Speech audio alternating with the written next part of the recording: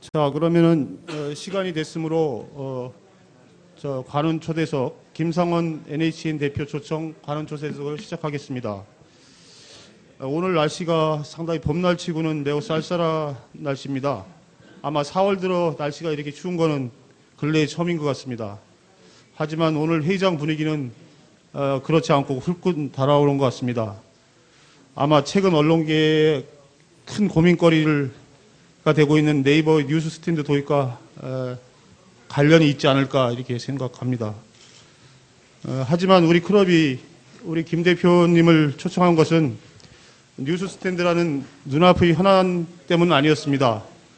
초청한 시기도 뉴스 스탠드가 실시되기 훨씬 전이었고 이런 부분을 전혀 상정하지 않은 상태에서 초청을 하셨습니다. 김 대표를 초청한 가장 큰 뜻은 이 시대를 풍미하고 있는 정보통신 기술이 어느 단계까지 지금 와 있고 이런 새로운 환경 속에서 신문, 방송을 비롯한 전통 미디어들이 어떻게 대응을 하는 것이 현명한 것인가에 대해서 저희들이 좀 배우려고 하는 데 있었습니다. 여러분도 아시다시피 NHN은 참여, 공유, 개방을 특징으로 하는 웹 2.0 시대를 이끄는 국내 정보통신업계의 대표주자입니다. NHN이 운영하는 포털 네이버는 구글이 지배하는 다른 나라와 달리 국내에서 압도적인 1위를 차지하고 있습니다. 최근 10년간 30대 기업에 진입한 유일한 기업이기도 합니다. 모든 중앙지 경제지를 포함한 모든 중앙지 매출을 합친 것보다 많은 매출을 기록하고 있습니다. 이 모든 것이 우리 사회에서 차지하고 있는 NHN의 위상이 얼마나 큰가를 단적으로 보여주고 있습니다. 오늘 이 자리가 나날이 달라지는 정보통신 환경에서 고민하고 있는 전통 언론에게 좋은 배움의 자리가 되었으면 합니다. 또한 지금 언론계의 최대 현안이 되고 있는 뉴스 스탠드를 비롯해 포털의 절대 강자인 네이버의 전통 매체와의 생산적인 상생 방안도 논의하는 자리가 되었으면 하는 바람입니다. 그럼 오늘 연사인 김상원 대표님을 소개해 드리겠습니다. 김 대표님은 서울 형사지법 판사를 시작으로 LG에서 근무하시고 2008년부터 지금의 NHN 대표이사를 맡고 계십니다. 법조계, 기업을 두루 경험하신 아주 드문 경영자이십니다. 오늘 질문자로 나오신 두 분도 아울러 소개해 드리겠습니다. 먼저 한국경제신문의 미디어 전략 담당을 하고 있는 최진순 씨를 소개시키겠습니다. 최 기자님은 인터넷 관련해 단골 코멘테이터로 지금 활약하고 계시고 지금 건국대 언론정보원 겸임교수로도 활약하고 있습니다.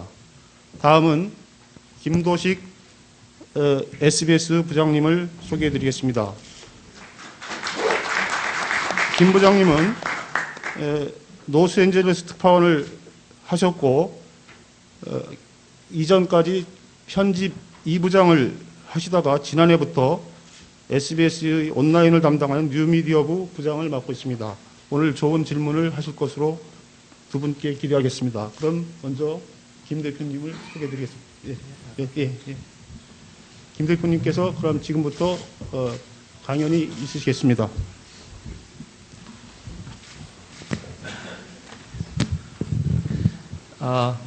네, 정말 유서 깊은 양심과 지성의 모임인 관훈클럽에 이렇게 초대돼서 이 자리에 서게 된 것을 무한한 영광으로 생각합니다.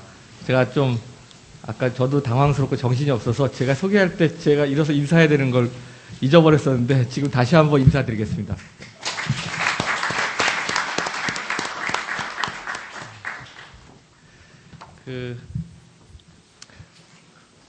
제가 사실 변변히 아는 것도 없는데 말씀하신 대로 인터넷이란 것이 이제 더 이상 우리에게서는 없어서는 안 될 그런 것이 됐고 많은 분야에서 중추적인 역할을 하고 있다는 어떤 하나의 흐름에 대해서 제가 좀 부족하나마 좀 말씀드릴 수 있는 좋은 기회라 생각해서 처음에 이 자리에 오겠다고 생각을 했던 건데요. 또 공교롭게 최근에 저희 서비스에서 굉장히 중요한 부분을 차지하고 있는 뉴스 캐스트가 뉴스 스탠드로 바뀌는 그런 일이 있었고, 그쪽에 대해서도 굉장히 많은 관심이 있으신 일과 우연히 겹치는 바람에 이 강연을 내용을 어떻게 구성할까 고민이 많았습니다. 그래서 원래는 사실은 인터넷에 대한 내용만 주로 담고 있었는데 좀 마지막에 약간 급하게나마 조금 언론과 저희 인터넷 네이버와의 관계에 대해서 약간 이야기를 담았고요. 그렇게 깊이 또 오랜 시간을 준비한 것이 아니기 때문에 그냥 하나의 대화의 시작의 단초에 불과한 내용이지만 양해해 주셨으면 좋겠습니다. 그리고 또 오늘 제가 사회자로부터 요청받은 어떤 시간의 그 틀은 가능하면 나중에 질문과 토론을 위해서 많이 할애해 줬으면 좋겠다. 그래서 강의 내용을 한 40분 정도로 했으면 좋겠다고 해서 말씀하셔서 좀 중간중간에 뭐 건너뛸 수 있는 거 건너뛰어 보겠습니다만 또 약간은 좀 더 늘어지더라도 양해를 해주시면 좋겠습니다. 네, 그럼 이제 시작하겠습니다. 그 제목은 처음에 생각했던 대로 그냥 대한민국이라는 우리 지금 현재 이 시기에 이곳에서의 인터넷이라는 것은 어떤 걸까? 그리고 앞으로 어떻게 가야 될까? 이런 말씀을 좀 드리겠습니다. 네, 뭐 지난 20년간 세계 경제를 견인해온 하나의 큰 주축은 역시 인터넷 아닌가. 그렇지만 그것이 한국에서는 더 의미가 크다. 뭐 글로벌 인터넷 산업의 통계가 이렇게 있습니다. 뭐 굉장히 뭐 중요한 거지만 한국에서는 맨 밑에 숫자를 보시면 G20 평균보다도 3.2%나 높게, 즉 국가 GDP에 기여한 것이 7.3%다. 그러니까 한국은 세계사의 흐름에서도 더 인터넷에서 더 인터넷 중요한 나라다. 그런 말씀 드리고 싶고요. 또 최근에 일자리 창출 고용이 중요한데 인터넷 기업은 서비스 기업으로서 매출 대비 고용 비율이 훨씬 높다. 다른 제조업체에 비해서. 그래서 어떻게 보면 새로운 부가가치 창출을 한다든지 또 고용을 확대하는 데 있어서 아주 중요한 역할을 앞으로 할 것이다. 그런 말씀드리고 싶습니다. 인터넷 사용 시간을 보면은 이미 10대에서 30대까지는 100%에 가까운 사용률을 갖고 있고 이 숫자는 앞으로도 더 늘 것이다. 네,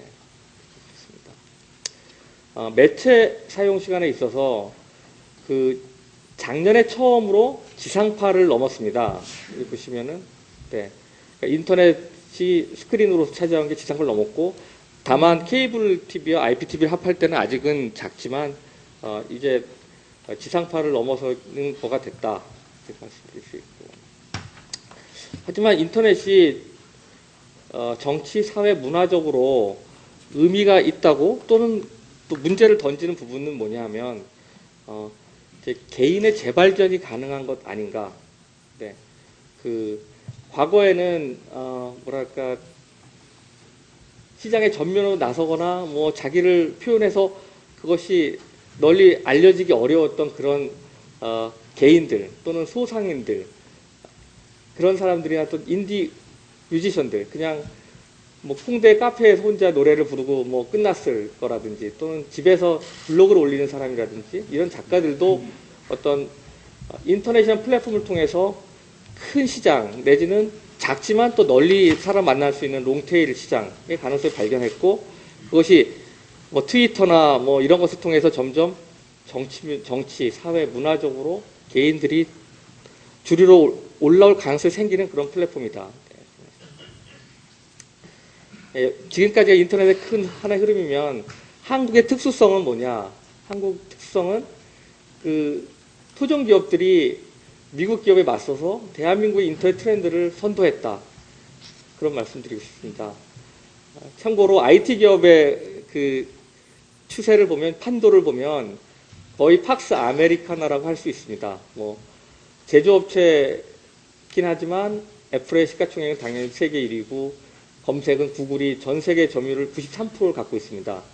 또 PC의 기본이 되고 있는 OS에서도 마이크로소프트 윈도우즈가 71%, SNS는 페이스북이 10억 명, 아마존은 연간 거래액이 뭐 60조가 넘는 그런 상태로 모두 미국 기업이 전 세계를 석권하고 있다. 이런 상황입니다. 또 최근에 조금 이슈가 되고 있습니다만 이제는 PC를 넘어서는 스마트 디바이스가 되고 있는 스마트폰에 있어서도 역시 그 기반이 되고 있는 OS에서 2005년만 하더라도 노키아나 리눅스 같은 비미국권의 OS가 굉장히 강했다 그러면 지금 현재에는 거의 미국에 있는 애플과 구글 안드로이드와 뭐 윈도우 모바일이 지금 다 거의 석권하다시피 돼버리는 그런 그야말로 미국 전성시대라고 할 수 있습니다. 그래서 미국을 제외한 나라에서는 한국 예만 들어도 많은 싸이월드 아직 없어진 건 아니지만 어쨌든 점점 살아남고 있고 미국을 제외한 국가에서는 자국 서비스가 하나만 있어도 정말 값진 성과 아니냐 그렇게 말씀드릴 수 있습니다.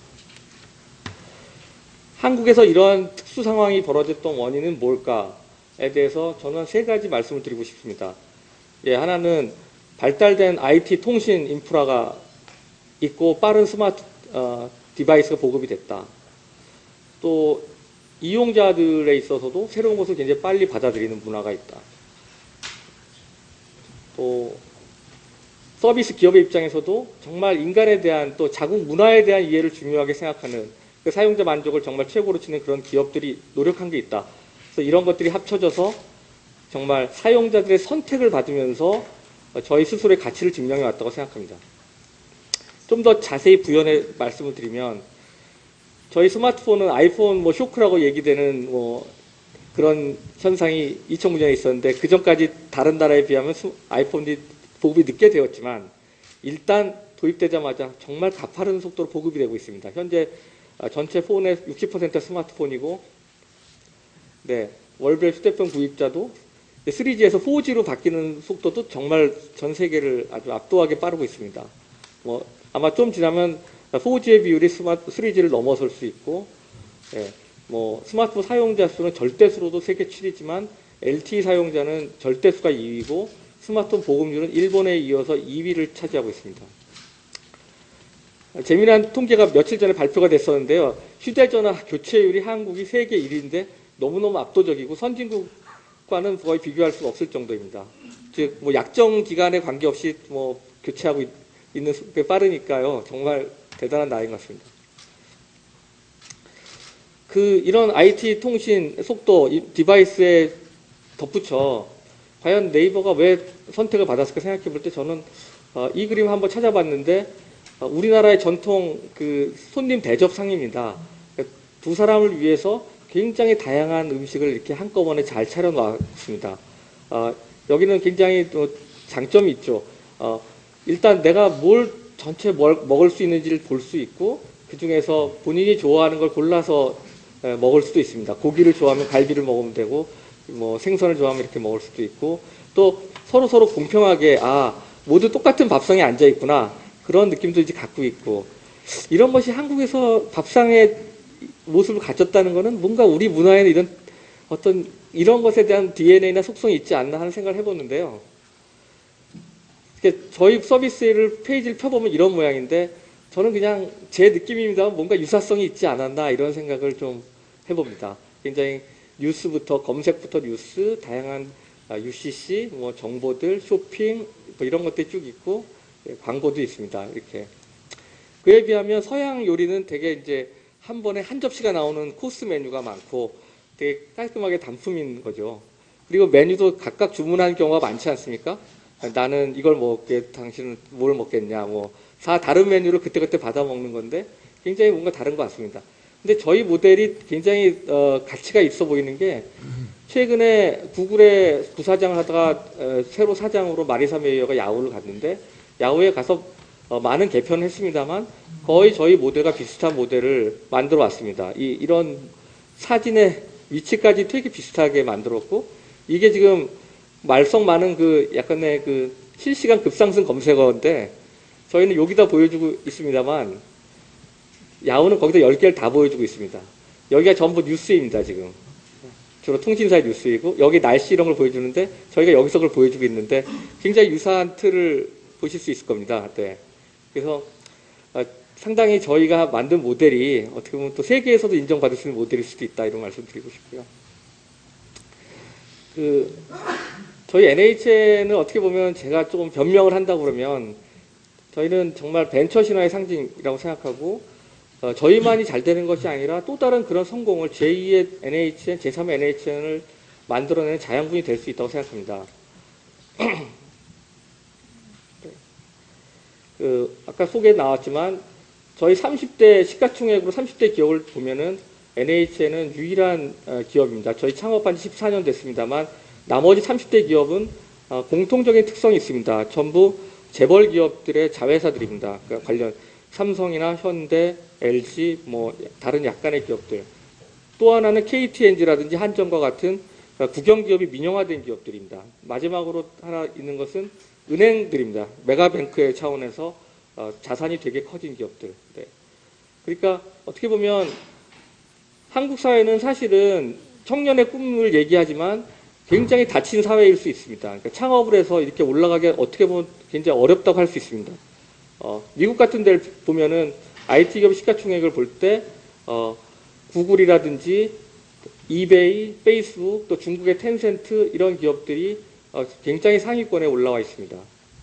통신사가 오히려 구글보다 좀 아래에 있는 그런 상황입니다. 국내 주요 IT 기업을 볼 때 굉장히 흐린데 삼성전자나 아직까지 LG전자가 저희보다 위에 있고 SK텔레콤 같은 데가 좀 위에 있지만 KT나 이런 데보다는 저희가 좀 위에 있습니다. 저희 회사가 사실 퇴사자가 굉장히 많습니다. 그래서 신문에서도 많이 NHN 요새 관료주의 심화해서 재미가 없어서 많이 나간다고 하지만 사실은 나가는 사람들의 반이 삼성, LG, SK텔레콤으로 가고 있고 대기업을 가고 있고 또 나머지 반은 창업을 하고 있습니다. 그 창업자의 목록은 여기 뭐 대충 적어놨지만 가장 대표적인 사람으로는 국민 거의 통신 앱인 카카오톡을 만든 김범수 의장도 저희 회사 출신입니다. 참고로 카카오톡의 인원이 350명인데 저희 생각에는 거기에 몇십 %는 저희 회사 출신이라고 할 수 있으니까 사실 카카오톡이라는 회사는 NHN이 없었다면 만들어질 수 없는 회사라고 생각합니다. 그러니까 미국에서는 그런 흐름이 굉장히 좋습니다. 그래서 페이팔이라는 회사 출신들이 계속해서 창업을 하고 투자를 한다. 그래서 생태계를 살려준다 해서 그걸 페이팔 마피아라고 하고 재미있게 사진 합성했는데 뭐 이런 계보를 그릴 수 있을 정도입니다. 여기서 이렇게 가고 일로 가고 투자가 되고 서로 돌고 도는 아주 좋은 생태계고 이번 박근혜 정부에서도 이런 점의 생태계를 우리나라에 어떻게 만들 수 있나에 대해서 굉장히 많은 관심을 갖고 있는 것으로 알고 있습니다. 저희는 직접적으로 인력도 양성하는 학교도 만들어서 학생을 뽑아서 IT 교육을 실시하고 있습니다. 조금 빨리 해야 될 것 같습니다. 또 사실 인터넷 광고라는 게 대기업의 광고를 저희가 기존 미디어로부터 많이 받아왔다기보다는 저희 검색 광고의 대부분은 약 45만 명에 해당되는 소상공인들이 작은 키워드를 사서 광고하는 것들입니다.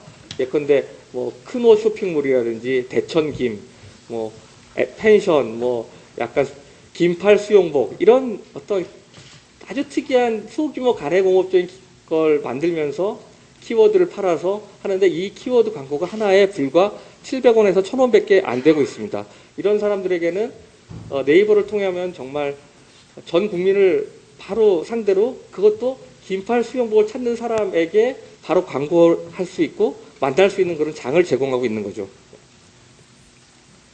웹툰이 성공한 것은 많이 알려져 있으니까 생각합니다만 이 싸이가 뭐 유튜브를 통해 떴지만 웹툰 같은 것도 전 세계에서 한국이 시작한 새로운 장르로 주목받고 있습니다. 네.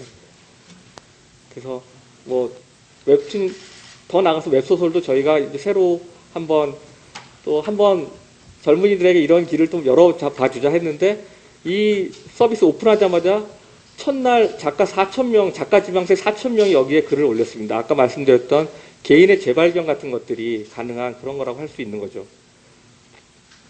그리고 저희가 다양한 수익 모델을 웹툰 작가에게 주고 있습니다. 단지 고려만을 헐값을 주고 그렇게 하는 것이 아니라 거기에 PPL도 할 수 있고 또는 유료화 모델도 주기도 하고 또 기타 영화라든지 뭐 또는 파생된 물건을 만들다든지 하는 식의 그런 것도 선택을 저희가 점점 더 주고 있는데요. 이것은 오늘 주제 중에 하나 상당히 일맥상통한 면이 있는데 인터넷이라는 건 기본적으로 저비용으로 많은 사람을 만날 수 있는 장점이 있습니다.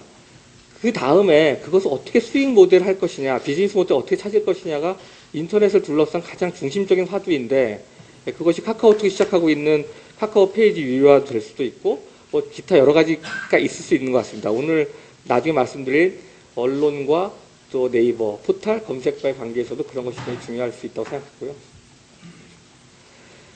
그래서 현대 IT 산업에서는 항상 CPND, 컨텐츠와 플랫폼 그리고 네트워크 디바이스가 융합되는 것이 화두다 하고 있지만 사실 많은 사람들이 공감하고 있는 것은 이제 컨텐츠와 플랫폼 같은 서비스가 견인차가 돼야 될 것 같다라는 거고 실제로 세계 4대 천왕이라고 하는 애플, 구글, 페이스북, 아마존을 보면은 대부분 서비스 기업이든지 아니면 애플 같은 제조업체도 사실은 애플이 삼성을 능가할 수 있었던 것은 그 컨텐츠, 아이튠스라는 컨텐츠, 음악 컨텐츠부터 시작해서 앱스토어 같은 걸 만들었기 때문이라고 생각하기 때문에 점점 더 IT 기업의 IT에서의 정말 견인차는 이런 컨텐츠나 플랫폼을 가진 데 아니겠느냐 그런 말씀을 드리고 싶습니다.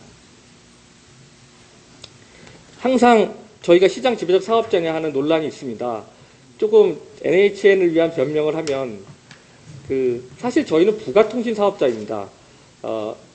통신 사업엔 크게 두 가지가 있고 잘 아시겠습니다만 기간통신 사업자, 즉 정부로부터 망을 허가받아서 기본적으로 독과점을 갖고 있는 어떤 그런 업체들이 있는 거고 그런 망을 좀 더 전용 회선 같은 걸 활용해서 그 위에서 서비스를 하는 기업들이 있는데 여기는 엄청난 진입장벽이 있지만 여기는 허가라는 의미에서의 진입장벽은 없고 이미 수천 수만 개의 기업들이 만들어지고 있고 사라지고 있고 경쟁을 하고 있는 그런 겁니다.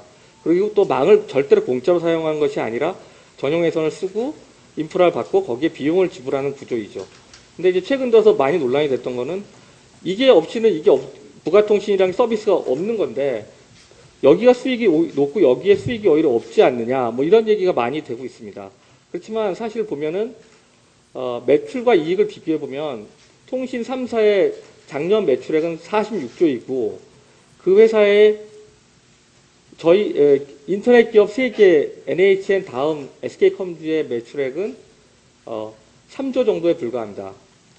이익은 통신 3사의 이익이 과거보단 많이 줄었지만 여전히 3조에 가깝습니다. 저희 인터넷 기업의 이익은 7,500억인데 물론 여기 꽤 큰 부분이 저희 회사입니다만 인터넷에서는 1등 기업이 이익을 많이 가지는 구조일 수밖에 없습니다. 뭐 나중에 다시 설명드릴 수도 있지만 이런 구조이기 때문에 사실 여기에는 무수히 많은 인터넷 서비스 기업이 있지만 그걸 다 합쳐도 사실 여기서 느는 게 별로 없습니다. 이런 구조인데 어떻게 보면 사실은 이 매출과 이 이익 차이에서 과연 그 돈이 어디로 간 건가? 그게 다 투자도 되고 또 마케팅도 가고 뭐 여러 가지 있겠지만서도 뭐라 그럴까? 사실 돈이 다 서비스 기업에 갔다고 하는 건 좀 이상한 숫자일 수 있는 거죠. 저희 점유율이 70%가 넘는 것은 맞습니다. 검색 점유율이. 그것을 제가 부인하지는 않지만 그것이 그렇게 큰 문제는 아닐 수 있다. 라는 말씀 좀 드리고 싶은데 인터넷에서는 경쟁이라는 게 굉장히 치열합니다. 구글 회장이 한 말이 클릭 한 번이면 바꿀 수가 있다. 무슨 얘기냐? 인터넷에서는 소비자가 그냥 클릭 한 번이면 다른 서비스 갑니다. 구글 해다가 마음에 안 들면 네이버 쓰면 되고 네이버 하다 마음에 안 들면 다음에 가면 됩니다.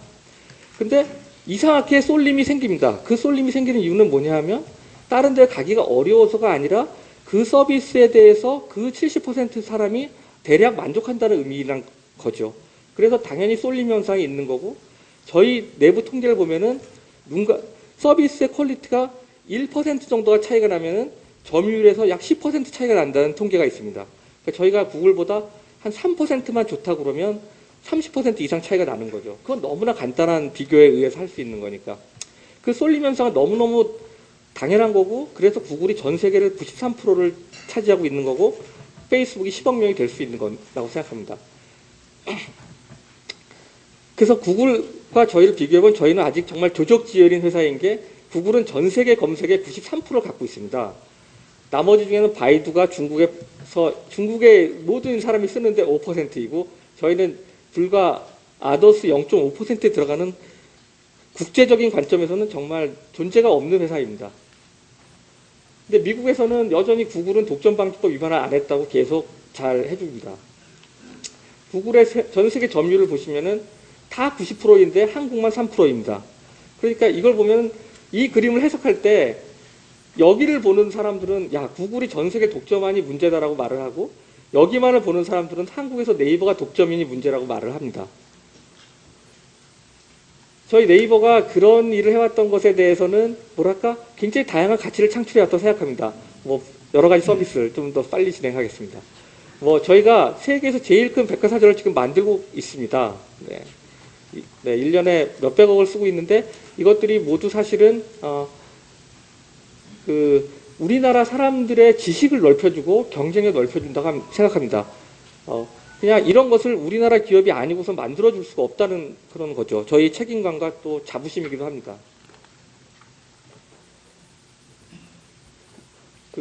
한국어와 다른 외국어를 서로 바로 편하게 쓸 수 있는 어학사전도 계속 만들어내고 있고 현재까지 13개 나라의 언어를 했습니다. 최근에는 베트남, 인도네시아까지 했는데 몽골어. 이것은 우리나라에 들어와 있는 많은 다문화 가정 또 이주 근로자 이런 사람들에게도 편의를 주기 위해서 하고 굉장히 소수가 사용합니다만 뭐라 그럴까 그 소통에 대해서 저희가 기여하는 바가 굉장히 크다고 생각합니다. 뭐 이런 것들을 굉장히 많이 하고 있고 사실 인터넷에는 정말 쓰레기 같은 자료밖에 없지 않나라는 비판이 많습니다. 그런 걸 저희가 또 불식하기 위해서 다양한 주제, 역사라든지 뭐 클래식이라든지 문화에 대한 것도 차계의 권위자분들을 모셔서 직접 컨텐츠를 생산하고 있습니다. 다 저희가 고려를 드리고 있고 그것이 검색으로 널리 퍼지게 하고 있습니다. 뭐 사실은 대기업이라는 거나 중소기업의 문제를 그렇게 뭐랄까 일도 양단적으로 대기업은 나쁜 거고 중소기업은 좋은 거야 이렇게 꼭 볼 수만은 없다고 생각하는 게 저도 구글에 대해서는 상당히 비판적이긴 하지만 그래도 구글은 그런 큰 성공을 기반으로 정말 작은 기업이 생각할 수 없는 것을 인류를 위해서 하고 있다 생각합니다. 뭐 무인 자동차 만든다든지 뭐 글래스라든지 뭐 이게 꼭 인류를 위한 건지 저도 잘은 모르겠습니다. 어쨌든 굉장히 혁신을 가져오고 있다는 거죠. 한국에서도 구글이 못하고 있는 많은 일들을 저희가 하고 있고 그 할 수 있는 배경에는 저희가 그도 나름 한국에서는 좀 더 큰 기업이 됐기 때문에 가능해졌던 것 같습니다. 그렇지만 그럼 구글과 네이버는 영원히 1등 해야 되고 잘하고 있으니까 괜찮다는 거냐 이렇게 질문하실 수 있다고 생각합니다. 근데 정말 이쪽은 정말 치열하고 매일매일 변화하고 있고 저희도 내일을 내다볼 수 없다고 생각합니다. 그 말씀을 좀 드리겠습니다. 처음으로 작년에 PC 사용 시간이 2년 전보다도 더 퇴보했습니다. 2년 전에 69시간이었던 게 뒤로 들어왔는데 69분. 그 대신 스마트폰 단말기는 2년 전에 비하면 2.5배가 늘었습니다. 모바일에서는 더 경쟁이 치열한 상황인데 이 하얀 막대 그래프는 한 번이라도 그걸 써본 사람들인데 저희 네이버가 9등밖에 안 되고 있습니다. 그 이유는 뭐냐면 카카오톡 같은 것이 당연히 1등인데다가 구글 안드로이드 폰을 사면 무조건 거기에 앱을 깔려면 마켓을 써야 되고 주소록을 써야 되고 그 다음에 유튜브는 그냥 깔려있고 구글 검색도 그냥 깔려있기 때문에 한 번이라도 써본 숫자로는 저희가 9등밖에 안 됩니다. 이 하늘색 선은 사용 시간입니다. 거기선 저희가 그래도 2등을 차지하고 있습니다. 그거는 뭐냐면 구글 서치가 비록 미리 탑재되어 있다는 어떤 불공정한 상황임에도 불구하고 써본 사람들이 역시 네이버가 좋다고 생각해 본다는 의미입니다. 구글이 좋다면 계속 구글을 썼을 텐데도 이걸 많이 쓰는 거죠. 저희가 뭐 정말 억지로 쓰게 하는 게 없습니다. 구글은 억지로 쓰게 하고 있는데도 불구하고 카카오톡은 정말 압도적인 시간에서는 1등입니다. 그것이 카카오톡이 정말 앞으로 굉장히 큰 승자가 될 수 있는 정말 그 기초가 되는 건데요. 좀 더 설명을 드리면 한때 페이스북이 우리나라에서도 소셜 네트워크에서 압도적 1등이었습니다만 카카오 스토리라는 카카오톡 기반의 블로그 서비스를 내놓자마자 바로 그냥 50% 넘어버렸습니다. 정말 페이스북으로서는 굴욕적인 상황이 돼버린 거죠. 이 정도로 카카오톡이 갖고 있는 플랫폼의 가치가 크다고 하는데 카카오톡이 이렇게 진화하고 있습니다. 카카오톡에서 문자 서비스 시작된 것이 지금 카카오 스타일은 쇼핑입니다. 카카오 페이지가 어제 나왔는데 컨텐츠 장터이죠. 네. 그 다음에 뭐 서로 뭐 약간 투표라든지 이렇게 앞으로 뭐 이제 의견 조회를 할 수 있는 카카오 폴도 만들었고 사진 공유하는 앨범도 만들었습니다. 또 맛집 정보 같은 걸 하는 카카오 플레이스도 런칭이 됐고 카카오 게임은 뭐 그 매출액이 어마어마한 정도이고 뭐 여러 가지 뭐 블로그니 뭐 카카오도 드디어 PC에서도 나오게 됐습니다. 이제 더 이상 카카오가 모바일만의 회사가 아니죠. 네. 이런 식으로 그야말로 플랫폼화로서 마치 모바일을 중심으로 한 포털화가 되고 있는 걸 볼 수 있는데 이것이 더 무서운 거는 이제 PC는 집에 한 대밖에 없는 거이고 점점 사용시 줄어드는 건데 불구하고 스마트폰이란 건 집에 사람마다 가지고 있는 거고 24시간을 갖고 다니는 기기 아니겠습니까? 확장성이란 건 PC에 비하면 약 최소한 4, 5배가 크다는 얘기가 되는 그런 겁니다.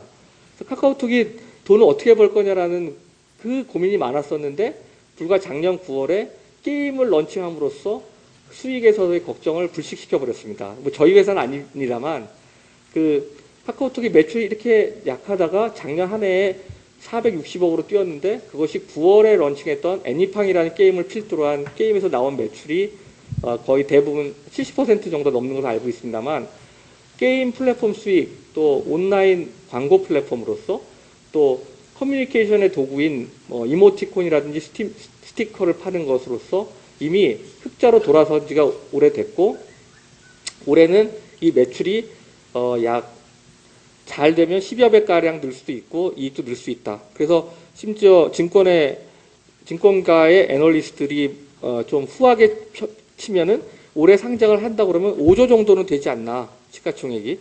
그 회사가 불과 2년 전에 만들어진 회사이고 처음에는 불과 몇 명이 만들었고 그런 회사입니다. 이처럼 정말 하기에 따라서는 순식간에 판도가 바뀔 수 있는 거죠. 다행히 저희 회사는 라인이라는 같은 성질의 서비스를 또 일본에서 런칭을 했는데 저희 일본 자회사가 만든 겁니다. 사실은 제가 만든 건 아니고 일본에서 만들었는데 이것은 좀 전 세계에서 오히려 카톡을 능가하는 가입자를 갖고 있습니다. 한국은 잘 알려지지 않은 게 한국 워낙 카톡이 강자기 때문에 한국에서 들어와서 경쟁을 해서도 도저히 단기간에 따라갈 수가 없다고 생각되는 그런 측면이 하나 있습니다. 네.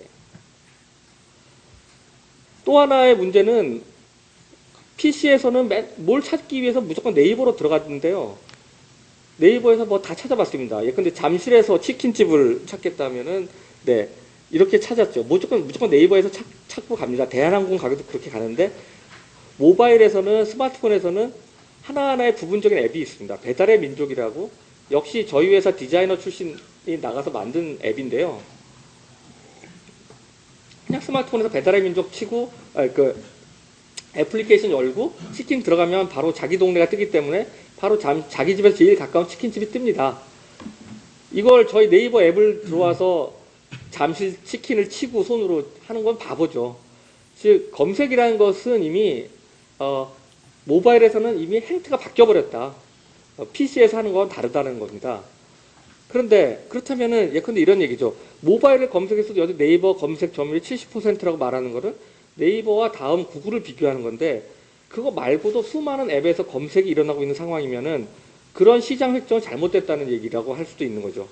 여기서 이제 OS 기반에서 구글의 공세도 굉장히 가속되고 있는데 아까도 잠깐 나왔었지만 안드로이드가 한국은 90%, 유럽은 70%입니다. 전 세계에서는. 애플이 한국 요 정도밖에 안 되는데 구글의 서비스는 무조건 사자마자 강제로 깔지 않으면 안 되게 되어 있습니다. 깔려 있거나. 그러니까 무조건 도달률이라고 해서 그 사람들이 한 번씩 써볼 수 있는 거에선 구글이 압도적으로 위이고 저희 네이버는 5등에 불과한 그런 상황입니다. 제가 한국에서 2011년에 이미 저희하고 다음이 이것은 불공정한 거래라고 공정거래위원회에 제소를 했습니다. 근데 그 당시 되게 싸늘한 반응을 받았습니다. 한국에서 왜 너희도 안드로이드 만들면 되지 않나? 뭐 이런 식의 비판을 많이 받았습니다. 뭐 언론에서조차 그랬는데요. 4월 8일 날 뉴욕 타임스가 보도했습니다. 유럽에서 노키아나 마이크로소프트, 오라클 등으로 구성된 유수의 회사들이 페어 서치라는 걸 만들고 구글을 제소했다는 겁니다. 그게 딴 게 아니라 모바일 OS에서 압도적인 지위를 이용해서 구글 앱을 눈에 잘 띄는 위치에 넣도록 강요했다는 겁니다. 뭐 저희 같은 회사가 한 게 아니라 이런 노키아나 마이크로소프트 한 건데 이제 좀 기사가 되고 있고 좀 제대로 봐주는 것 같은 생각이 드는데 제가 말씀드리고 싶은 거는 뭐랄까 저희는 벌써 2년 전에 이런 문제점을 알고 있었고 그런 걸 했다. 근데 왜 저희가 열심히 먼저 했을까? 실질적으로 그런 것에 제일 피해를 보는 수 있는 기업은 한국에 몰려 있습니다. 한국에서 구글보다 잘하니까 네이버가 다음이 잘하니까 제일 피부로 느끼는 겁니다. 또 한국에서 스마트폰 애플이 많이 나오는데 제일 많이 그런 OS에 뜯길 수가 있는 구조인 거죠. 유럽에서는 그런 데가 없습니다. 사실은. 그러니까 피부로 못 느끼는 거 아니겠습니까? 그렇다면은 뭔가 우리 쪽에서 정말 여론을 알고 오피니언 리더인 분들은 이런 걸 정말 미리 그런 걸 봐주지 않았어야 할까? 저는 그런 아쉬움이 있다고 생각합니다. 뭐 여러 가지 경쟁이 치열합니다. 그러니까 뭐 스마트폰 첫 화면이 구글이 워낙 힘이 세게 나오니까 페이스북도 구글을 회피할 수 있는 방법을 찾아서 페이스북 홈이라는 걸 최근에 런칭했습니다. 또 많은 사람들이 걱정하고 있습니다. 구글이 이걸 막아버리면 또 어떡하느냐. 근데 설마 페이스북 정도 하는데 맞겠습니까? 하는 생각도 있죠. 근데 저희가 비슷한 걸 똑같이 고민했고 기가 막히게 저희도 런처 같은 걸 만들어내서 최근에 출시했습니다. 그러니까 어떻게 보면 현장에서는 그걸 피부로 느끼고 그걸 치열하게 경쟁하고 있다. 즉 다시 말씀드리고 싶은 거는 모바일 환경에서는 너무나 다이나믹한 경쟁이 이루어지고 있고 그 살아남기 위해서 열심히 하고 있다. 이럴 때 불공정한 게 무엇인가 같은 걸 오히려 봐줘야 되는 것이 정책 당국의 책임이라고 저는 생각한다. 이런 말씀 드리고 싶고요. 네. 그래서 골목상권 중소기업 이런 얘기가 많이 있습니다만 저는 인터넷만큼은 골목상권이란 말은 별로 안 맞지 않나. 그건 골목이란 것은 정말 우리가 물리적으로 걸어갈 수 있는 거리란 의미고 예컨대 뭐 이마트나 이런 전통 상권은 사실은 가깝냐 아니냐가 시간 장소적인 그 한계가 있습니다만 인터넷은 클릭 하나면 전 세계 모든 데 갈 수가 있는 거라서 누가 골목이 될지 누가 정말 세계를 제패할지 알 수 없는 겁니다. 카카오톡이 정말 순식간에 전 세계를 상대로 굉장히 커다란 플랫폼이 될 수 있었던 것도 다 인터넷이기 때문에 적어도 인터넷에서의 골목상권 논쟁은 이런 오프라인에서의 골목상권 논쟁보다는 좀 더 전문적이고 좀 더 그런 고유한 속성을 봐줘야 된다 이런 생각을 많이 합니다. 마지막으로 꼭 말씀드리고 싶은 것입니다. 인터넷 강국이라고 우리 스스로 자부해왔고 최근 들어선 이게 왜 이러냐 하는 자조도 좀 있습니다만 인터넷 강국이라 할 때 큰 오해가 있습니다. 그게 대부분 인프라의 강국이다라는 거죠. 한국에서 인터넷 쓸 때 빠른데 출장 가보면 여행 가보면 너무 느리다. 이 나라 어떻게 이렇게 살지? 우리나라 역시 좋아하는 것은 그냥 한순간의 자기 만족입니다. 그게 뭐가 사실은 대단합니까? 그 나라 산업이 다른 나라를 가서 지배하고 점유할 수 있어야죠. 지금 아까 말씀드렸지만 미국 기업들이 팍스 아메리카나를 하고 있습니다. 구글의 시가총액 300조입니다. 저희가 10조 넘었다는 걸 갖고 대단하다고 하지만 구글의 거의 30분의 1에 불과하고 페이스북 70조고 아마존이 120조, 30조 됩니다. 무섭게 떠오르고 있는 기업들이 중국의 텐센트와 바이두입니다. 여기가 다 바이두가 검색 업체인데 시가총액이 35조이고 텐센트가 70조입니다. 지금 해외에서는 구글이나 페이스북이 차지하고 있는 나라를 텐센트나 바이두가 가서 엄청 설득하고 있습니다. 왜 미국 같은 나라한테 시장을 내줬느냐. 우리가 해줄 수 있다. 이게 그 기업이 크고 그 기업이 많은 사람을 고용할 수 있고 많은 그 나라에서 탄탄한 경쟁을 갖고 있기 때문에 가능한 거 아니겠습니까? 최근에 한국을 방문한 프랑스의 중소기업 디지털 장관인 그 여자 이름 갑자기 생각이 안 나는데 우리 한국계 여성 장관도 네이버에 대한 무한한 관심을 저희한테 표시하고 가셨습니다.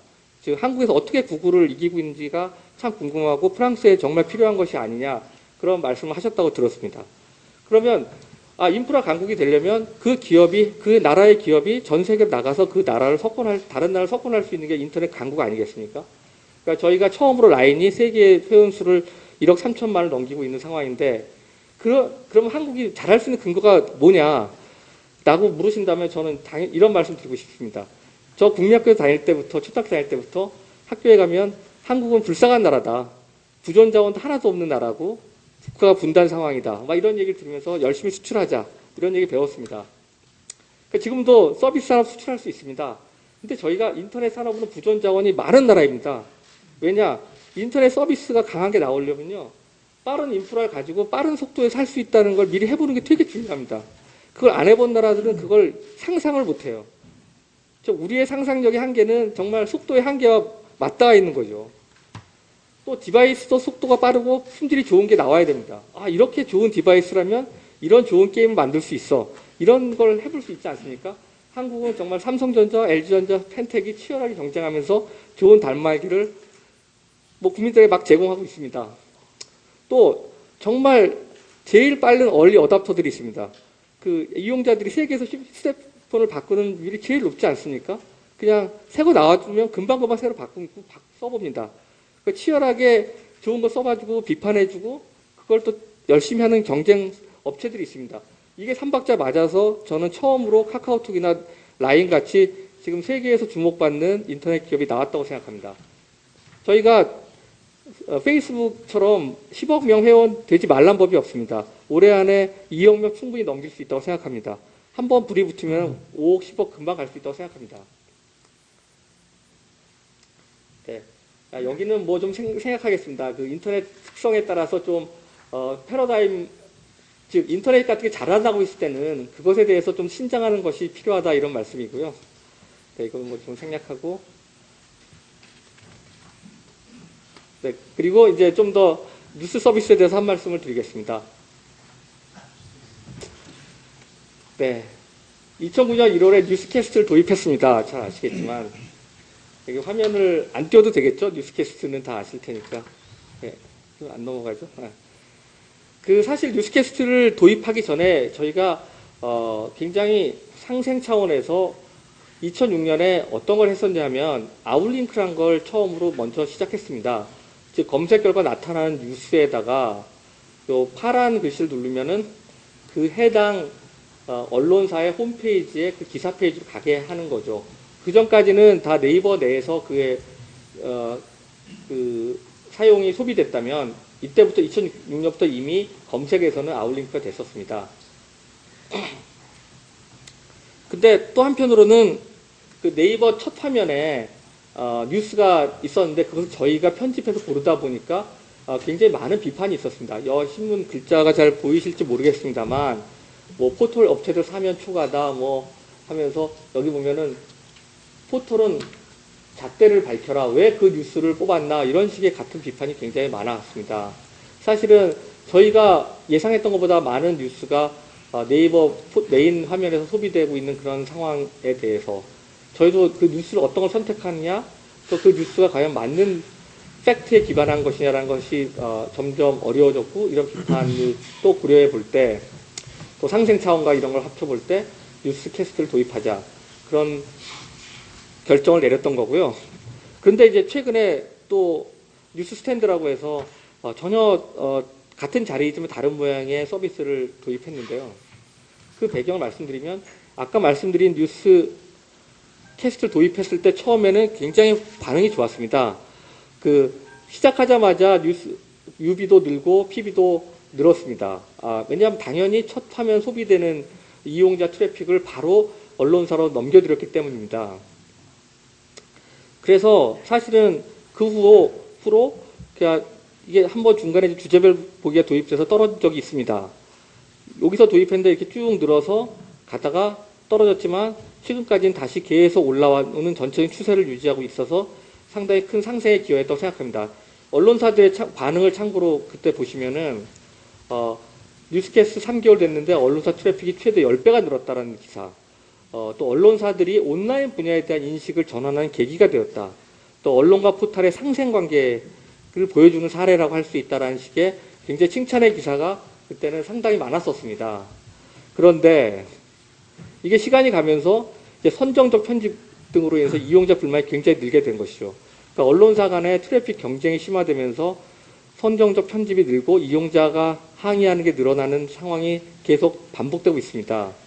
뭐 이런 선정적 사진 기사가 올라온다든지 또 이제 낚시성 기사라고 해서 이 페이지에만 충격과 경악이 다 나오고 있습니다.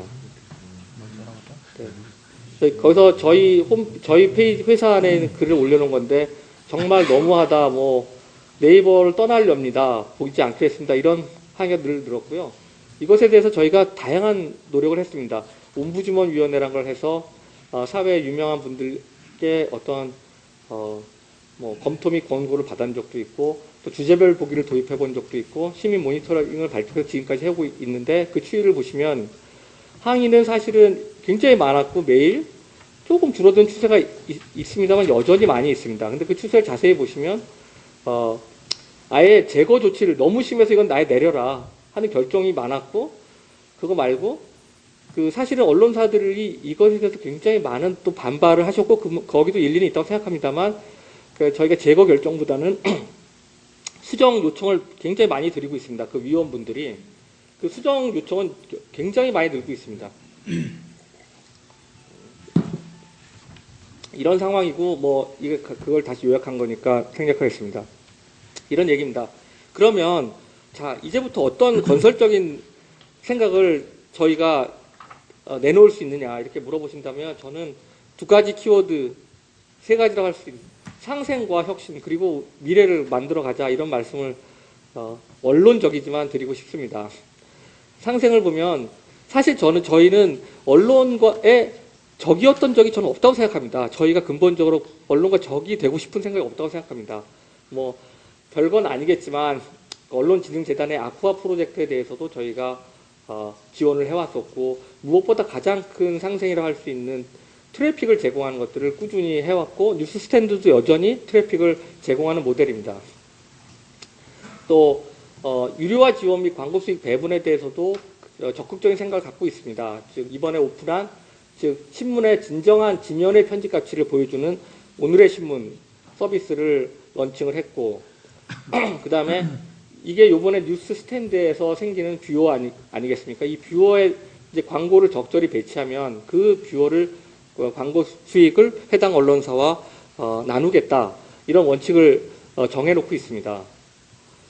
그리고 뭐 정말 전체적인 저널리즘을 위해서 했던 사업들 중에서는 세계에 유례가 없는 정말 그 몇 개 주요 언론사의 과거 뉴스를 전부 디지타이징을 해서 이게 검색이 됩니다. 정말 검색이 되는 건 세계에 유례가 없는 건데, 이런 것들이 활용되고 있고, 저희가 정말 저희 돈으로 제공하고 있고, 학계에서도 정말 많은 이용을 하고 있는 그런 서비스이고, 뭐 여러 가지 뭐 영문 뉴스 최근에 한 것이지만, 모바일 시대에는 이제 뉴스를 소비하기인데 운전하면서 읽거나 뭐 하기가 어렵지 않습니까? 그런 것들을 위해서 우선 소규모인 영문 뉴스로 테스트를 해서 시행을 이미 했고, 하반기에는 뉴스를 저희가 소리로 바꿔줘서 이용자들이 뉴스를 그냥 스마트폰을 넣어놓고 뭐 이어폰 꽂고 걸어다니면서 뉴스를 들을 수 있는 그런 서비스 하면은 아마 뉴스의 소비량이 되게 늘 수도 있지 않냐, 그런 생각들,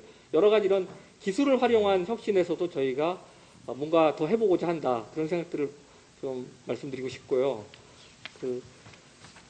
외국의 사례를 좀 보면은, 이건 뉴욕타임스가 2012년 대선의 홈페이지입니다. 사실 이거를 신문의 지면에 넣긴 되게 어렵겠지만, 홈페이지에 이런 식으로 아주 다양한 인포그래픽스를 사용할 수가 있습니다. 김연아의 스케이팅 모습이라든지 이런 것들을 과학적으로 분석한 동영상을 올린다든지 하는 식의 것, 이런 걸 하나 클릭했을 때 그 주의 특성을 볼 수 있는 것들, 이런 것이 인터넷에 올라 있다면 지면보다는 훨씬 더 확장성 있고 가치 있는 서비스를 제공할 수 있고, 독자를 유인할 수 있고, 뉴스 소비를 늘릴 수 있지 않겠습니까?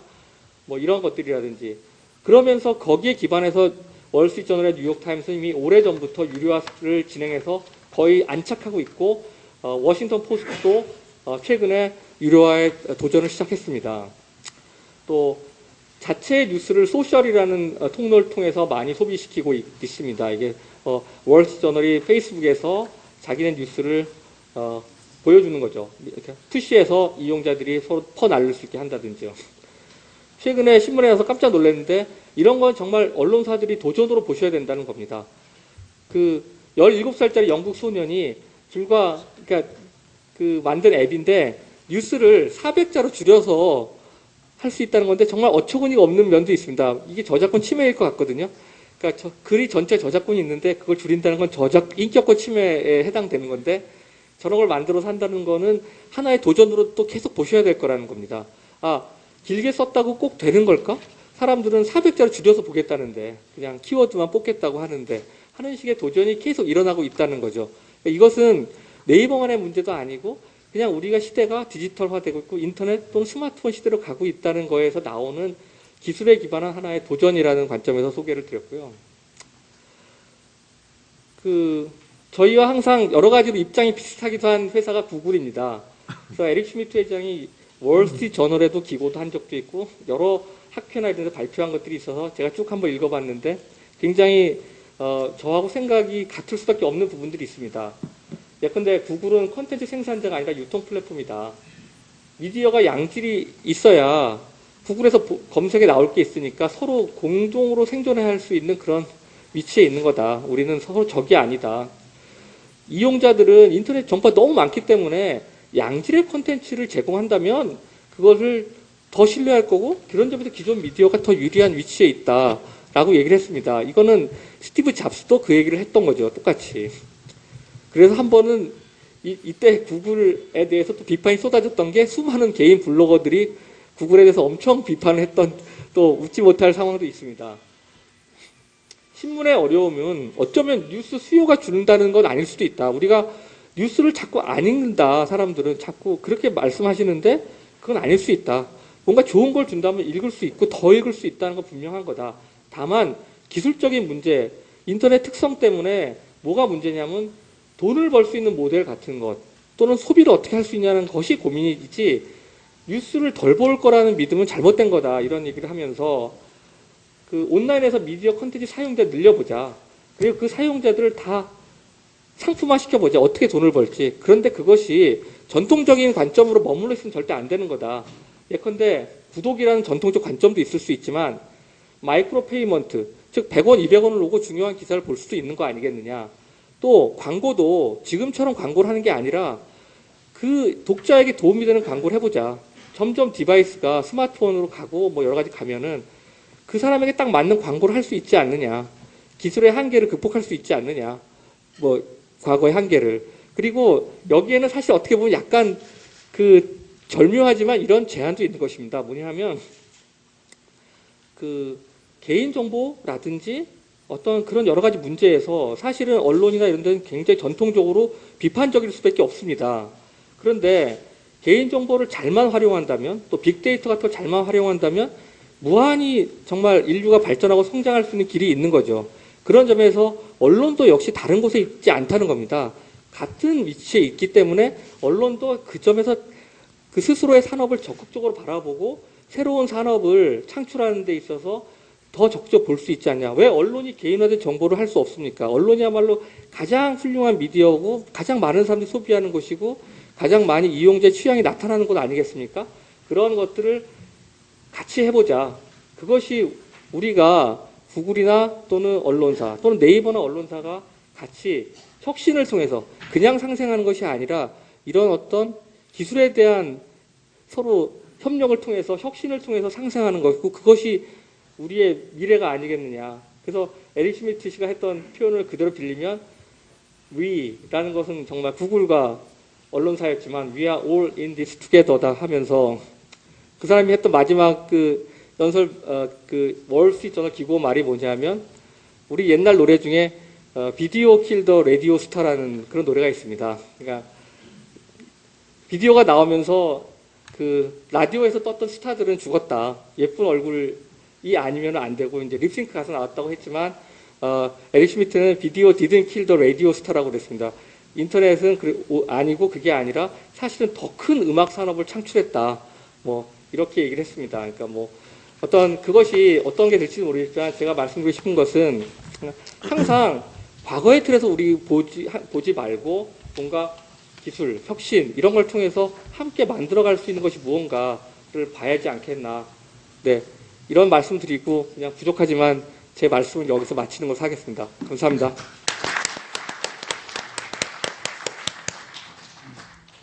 네, 수고하셨습니다. 한꺼번에 많은 얘기를 하려고 보니까 시간이 좀 꽤 흘렀습니다. 시간을 좀 잘 아껴서 써야 될 것 같습니다. 먼저 서면 질문을 받겠습니다. 질문은 이따 청중석에서는 그러니까 테이블 위에 지금 놓여 있는 용지가 있으니까 질문을 하실 분들은 거기에 써서 제출해 주시면 이따 나중에 질문에 활용하겠습니다.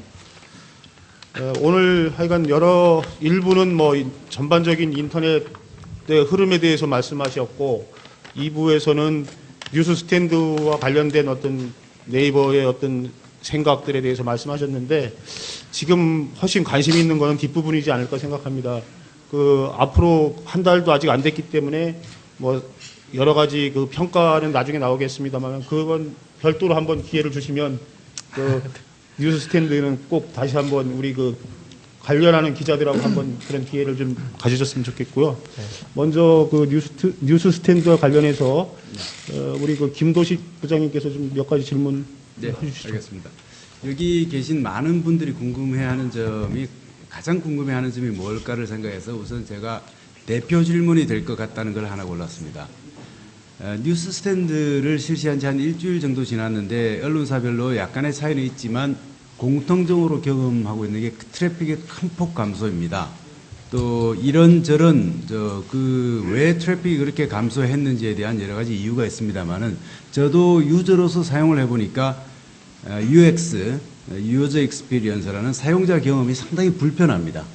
네. 여기에 대해서 어떤 제가 주위 분들에게 물어보니까 백화점인데 제품을 보여주는 게 아니라 그 회사 로고만 보여준다. 그러면 어떤 상품이 있는지도 모르겠는데 누가 들어가겠느냐.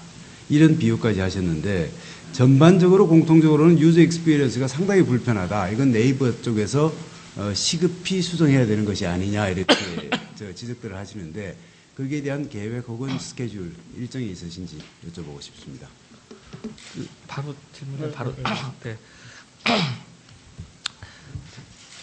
예, 저도 일주일 통계를 받고 트래픽이 줄은 거는 봤습니다. 그래서 걱정이 많으실 것 같고요. 근데 이제 UX 불편한 건 맞는 거 맞죠. 이렇게 한 번에 바로 들어갈 수 있었던 것만 생각하면은 전부 다 불편해진 건 사실입니다. 한 단계 더 들어가서 이제 보게 되지만 저는 한 두 가지 말씀을 드리고 싶은데, 하나는 이제 불편이란 건 굉장히 이제 상대적인 개념입니다. 그러니까 편리란 게 있고 불편이란 게 있다는 뜻이죠. 그러니까 과거에는 한 번에 갈 걸 지금 두 번에 가니까 불편하다고 하는 건 100% 맞는 말씀이십니다만, 만약에 새로운 형식에 익숙해지고 나면 시간이 있어서 그것이 불편하다고 느끼지 않을 수가 있습니다. 어떻게 보면 너무 당연한 거라고 생각할 수도 있는 거죠. 오히려 지금은 전에는 없던 뷰어라는 것이 새로 들어갔습니다. 그래서 일단 원하는 신문에 들어가고 나면은 전부 다 많은 기사를 보면서 바로 옆으로 클릭만 하면은 또 다른 신문으로 바로바로 넘어갈 수 있는 형태의 새로운 어떤 UX가 던져진 겁니다. 그러니까 UX와 UX 간에 어떻게 보면 비교를 할 수 있는 건데, 한 UX의 단점을 보시면은 불편은 100% 맞습니다만, 새로운 UX의 장점이 있고 플러스 시간이 지나면서 그것이 익숙해졌을 때라면 그것이 불편이 더 이상 아닐 수도 있지 않겠나, 저는 그렇게 생각은 하고 있고요.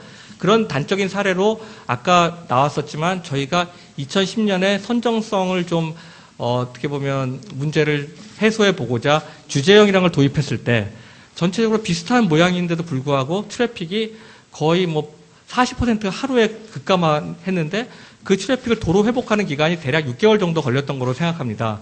저희가 또 인터넷 서비스 기업을 해보다 보면은 굉장히 신기한 현상이기도 한데, 처음부터 시작해서 이렇게 꾸준히 올라가는 그런 경향성이 분명히 존재합니다. 그래서 그 불편하다고 하시는 지적은 저희가 수긍하고 고민을 해보겠습니다만, 일단 1차적으로는 새로운 UX의 장점과 발전 가능성을 한번 조금 인내해 주시고 봐주시면 좋겠고, 저희가 새로운 UX에서 가지고 있는 어떤 단점이라든지 그런 것들은 좀 추이를 보면서 보완할 생각은 있습니다. 그 보완할 생각은 가지고 있고, 그것들은 이제 이용자가 어떻게 사용을 하느냐, 사용 형태를 보느냐를 보고 나야 뭐 좀 구체적인 게 나오지 않을까, 대책이라는 것이 그런 생각을 갖고 있으니 이 점에 대해서는 이제 아직 10여일 지났으니까 조금 더 지켜봐 주시면 좋겠다, 그렇게 말씀드리겠습니다. 김 부장님 더 질문 더.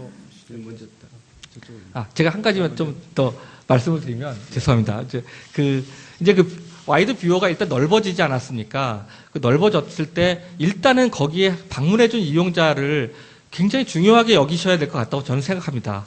그거는 백화점 표현을 하셨지만 백화점에 일단 왔는데 그 백화점 주인이 아무런 노력도 안 하고 있고 그 손님에게 뭘 보여줄지도 안내도 안 한다면 그 백화점을 다시 가지 않을 수 있지 않겠습니까? 일단 그 찾아온 손님에게 어떤 걸 보여줄지, 어떻게 더 상품을 잘 보여줄지는 노력하는 것은 역시 그 백화점의 의무일 수도 있는데, 아까 뉴욕타임스를 지도를 제가 말씀드렸던 것은 그냥 그 뉴욕타임스나 이런 데 지금 들어가 보시면은 굉장히 다채로운 인포그래픽, 정보를 담고 있는 그림이 사람들의 눈에 확 끄는 거니까요. 또는 동영상을, 아주 귀중한 동영상을 올려준다든지 하는 노력들이 있기 때문에 클릭을 정말 하게 만드는 거죠. 그러니까 언론사에도 정말 디자이너가 필요한 시대가 올지도 모르겠습니다. 그걸 위해서라면. 그런 노력이 병행될 때 정말 뷰어에 정말 더 사람들이 더 만족하고, 와, 이게 정말 좋구나, 난 이 신문을 구독하겠어, 이런 것이 될 것 같다고 생각합니다. 저희가 그런 것에 상생할 수 있는 길은 정말 있다고 또 생각합니다. 뭐 디자인이라든지 이런 거라든지 또 생각을 해봐야 되겠지만, 제가 말씀드리고 싶은 것은 저희는 같은 배에 있고 뷰어가 잘 되면 저희가 잘 되는 건데, 그 노력은 뷰어 안에서 어떤 일이 벌어질 것이냐, 과연 그냥 전통적으로 텍스트의 기사를 그냥 놓고 역시 거기서 똑같이 아까 보여드렸던 선정적인 거나 낚시성 제목을 또다시 달게 된다는 것은, 그것은 어쩌면 같이 실패할 수 있는 길이라고도 할 수 있는 거죠. 네. 네, 추가 질문 할까요? 네, 죄송합니다. 예, 뭐 잘 지적하셨습니다. 지금 그런데 우리 국내 인터넷 온라인 시장하고 미국 온라인 시장하고 조금 다르다는 생각이 들고요. 네이버가 인터넷 포털로서 성장을 하면서 동시에 네이버는 뉴스 포털로도 성장을 했던 것 같습니다. 그러니까 네이버에 가면 모든 뉴스가 한 번에 있습니다. 지금 그 뉴스캐스터를 기준으로 볼 때 52개 언론사의 뉴스를 하나의 네이버 화면에서 볼 수 있었던 거고요. 각 개별 언론사로 가면 역시 산술적으로는 52분의 1의 기사만 있는 그런 상황이었습니다. 그런데 네이버가 앞으로 온라인에서도 그렇고 모바일에서도 그렇습니다만 주로 본질적인 역할은 플랫폼인데, 어떻게 보면 지금까지 미디어로서 계속 역할을 해왔다라고 볼 수 있는 것 같은데, 계속 이런 식으로, 그러니까 미디어로서 미디어 포털로서도 계속 해 나갔을 것인지, 극단적으로 얘기해서 한 사례를 들어보겠습니다. 네네. 언론사에서 좋은 기사를 쓰면 그 기사에 대해서 독자들이 반응을 많이 합니다. 주로 댓글로 다는데, 그 댓글이 언론사 홈페이지에 달리는 게 아니라 네이버 뉴스에 댓글로 달립니다. 그만큼 사람들은 각 언론사 같은 기사라도 언론사에서 소비하는 게 아니라 네이버 뉴스에서 소비를 하고, 그 결과 기자가 자기가 쓴 글에 대한 반응을 보기 위해서 네이버 홈페이지를 찾아 들어가야 되는 이런 현상이 생기거든요. 그러니까 우리만의 특성일 수도 있고, 네이버도 선의에서 시작을 했는데 결과가 이렇게 됐을 수도 있습니다만은, 이런 부분들을 어떻게 근본적으로 해결을 하는 연구가 있어야 되지 않는가 하는 질문입니다. 그럼 제가 저 질문을 정확히 이해를 하면은, 그러니까 뒷부분은 약간 네이버가 자체적으로 하고 있는 뉴스가 네이버 뉴스라는 이름으로 있다는 부분에 대한 말씀 같기도 하고요. 네. 어떻게 보면은, 또는 그러니까 첫 부분은 네이버의 포털로서 보면은 뉴스가 굉장히 뉴스캐스트나 뉴스 스탠드처럼 그러니까 뉴스가 비중이 큰 포션을 차지하고 있는 건데, 그것이 어떻게 생각하느냐라는 질문 같기도 하고, 두 가지가. 첫 번째보다 두 번째 질문에 왜냐하면 사실 뉴스캐스트나 뉴스 스탠드는 아웃링크 형태이기 때문에 거기로 가서 다 댓글을 달 수밖에 없고, 저희 쪽에 댓글 단다는 의미에서는 네이버 뉴스를 일단 들어오는 상황이니까. 그러니까 네이버 뉴스라는 거는 지금 사실 몇 군데 언론에서도 지적하셨듯이 요번 개편이 되자마자 오히려 트래픽이 한 몇십 %가 늘어서 마치 그 네이버가 그 뉴스 네이버 뉴스를 좀 더 밀기 위해서 이렇게 한 것이 아니냐라는 말씀도 있고, 이것이 꼭 필요하냐 그러면 정말 상생을 하기 위해서는 뉴스 스탠드만 놔두고 이용자들이 해당 신문사로 계속 나가서 보게 하면 되지 않느냐라는 지적이 있습니다. 그렇게 질문을 제가 해석해도 네. 될 수 있는 거죠? 네네.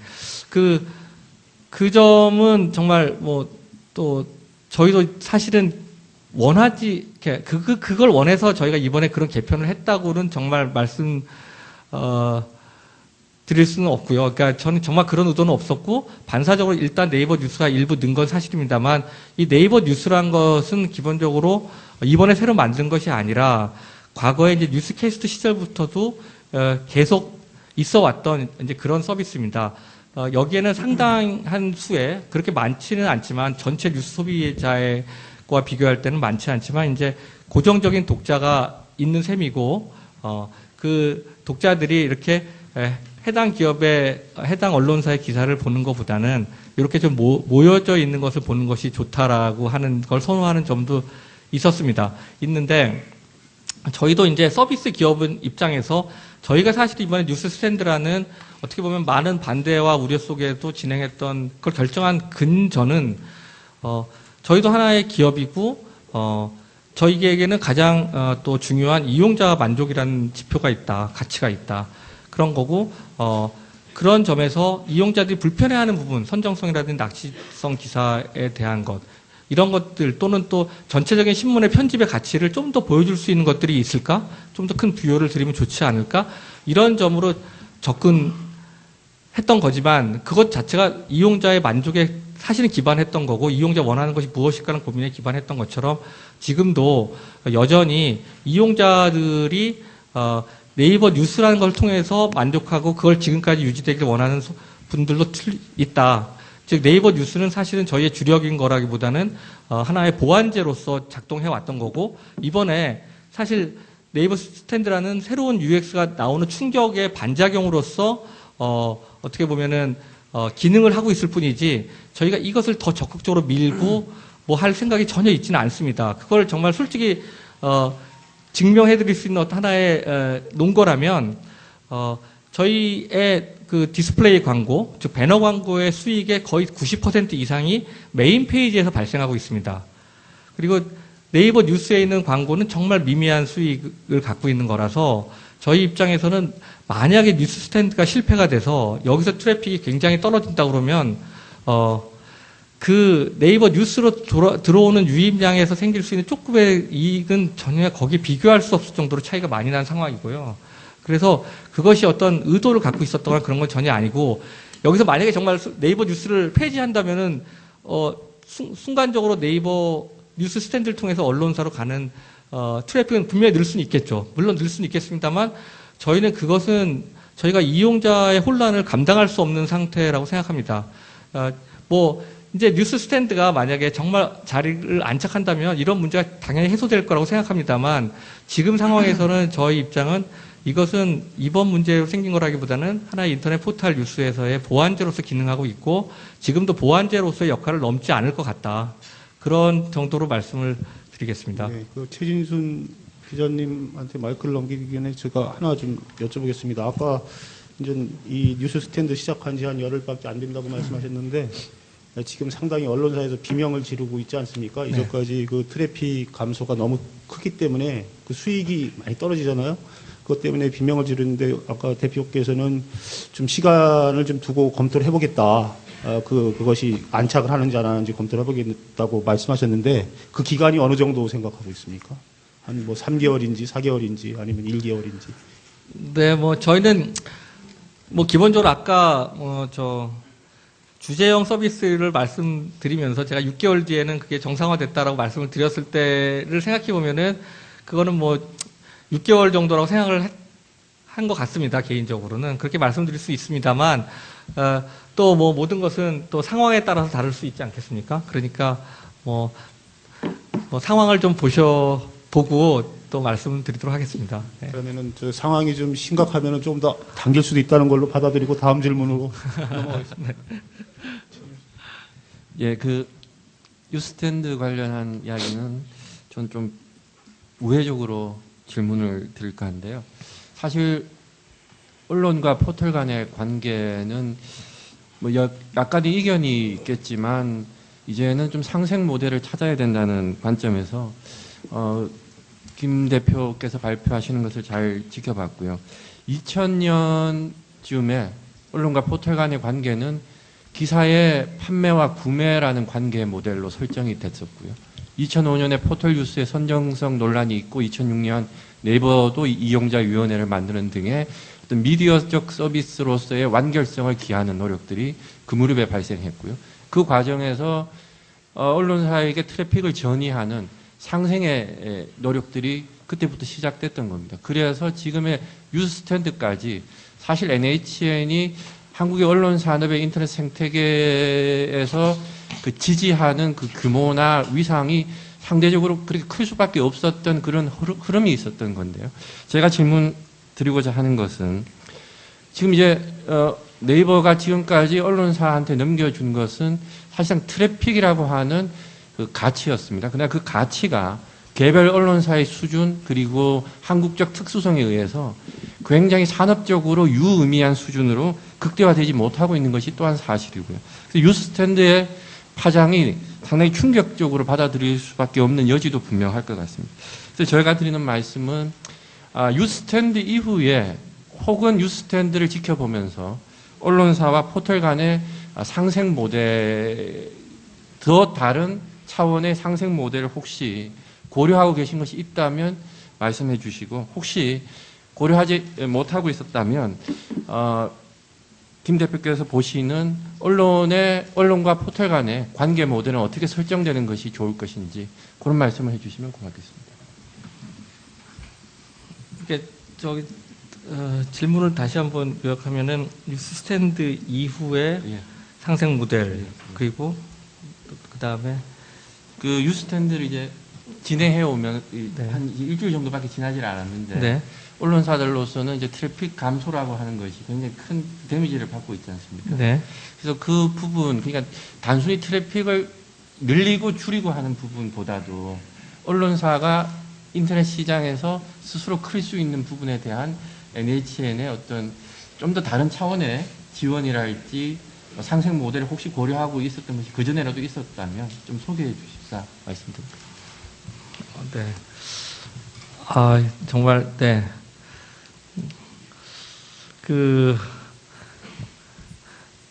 정말 솔직히 말씀드리면, 정말 뉴스 스탠드를 저희가 만들고, 개편하는데 온 정신을 지금 쏟고, 거기에 집중하고 있었구나 하는 생각은 개인적으로 지금 이 질문을 받으면서 들었던 게, 지금 열흘 됐는데, 뉴스 스탠드 이후의 상생 모델은 또 뭐냐라고 말씀하시니까 좀 뭐라 그럴까 너무 뉴스 스탠드에 대해서 부정적인 예상을 하고 계시나 하는 약간 그 생각이 좀 들었고요. 저는 사실은 성공시켜야 된다 그런 생각하는 사는 편입니다. 그냥 뭐 그래서 제가 좀 굉장히 좀 사실은 좀 약간 제가 너무 아무것도 대책이 없었나 하는 식으로 비춰질까 봐도 참 고민스럽기도 하고 당황스럽기도 하고 그렇습니다만 저는 이런 서비스를 책임지고 있는 회사의 대표로서 개인적으로 정말 갖고 있는 소신은 저희가 어떤 서비스를 내놨을 때 그것이 실패할 거라면 그건 제가 정말 책임을 지든지 해야 된다는 각오로 성공을 꼭 시켜야 된다고 생각할 거고 아까 그걸 위한 아이디어는 사실 넌지시 아까 말씀을 드렸습니다. 그러니까 뭐 뷰어 안에서 이거 정말 신문이 어떻게 바뀌어야 될지, 어떤 게 될지. 사실, 약간 통계 같은 거 보면 여기 SBS 김도식 부장님 계시지만, 약간 이렇게, TV 방송사의 어떤 트래픽은 상대적으로 덜 줄었던 것도 있는 것 같습니다. 저는 그 원인을 거기는 볼만한 동영상이 있다 이런 생각이 들더라고요. 일테면. 그런 식의 것이 있지 않을까? 그런 것이 하나의 이제 단초라면은 그런 것들에 대한 굉장히 노력이 사실 선행되고 이 질문이 좀 뒤에 받았었으면 좋긴 하겠는데 그냥 원칙적인 말씀 아까도 드렸지만 저희도 언론과의 관계에 대해서 그냥 하나의 기업으로서 말씀하셨지만 네이버가 성장하는 것에 대해서 많은 축을, 많은 빚을 언론의 뉴스에 지고 있는 것이 아니냐라는 말씀에 대해서 예, 저희도 그렇다.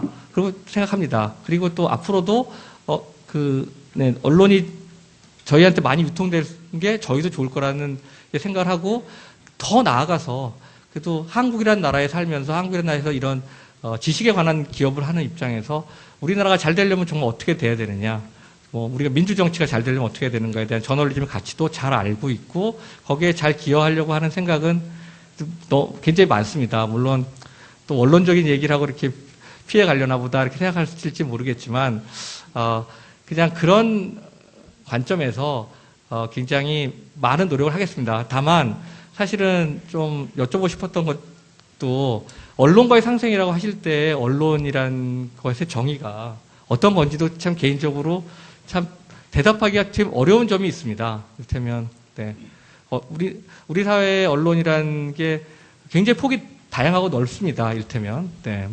또 방송사도 있을 수 있고 그냥 기존 언론사도 있을 수 있고 좀 큰 데가 있고 작은 데도 있을 수 있고 인터넷만의 언론사도 있고 여러 가지 있기 때문에 좀 상생이라고 하는 이런 되게 공개된 장에서 제가 언론과의 상생이라고 할 때 굉장히 막연함을 느낄 수밖에 없는 부분이 있다는 걸 좀 변명도 좀 드리고 싶고요. 네. 예, 추가적으로 짧게 질문 드리면 트래픽이나 그 이전에 디지타이징도 있었고요. 또 네이버가 언론사한테 여러 가지 상생 모델 나름대로 준비를 해왔습니다. 제가 조금 더 필요로 하는 것이 언론 산업에 있어서 중요한 것은 역시 저널리즘의 다원성이랄지 또 퀄리티 부분이라고 할 수 있겠고요. 그게 전통 매체의 화두라고 할 수 있는 뉴스 유료화와도 연결돼 있고.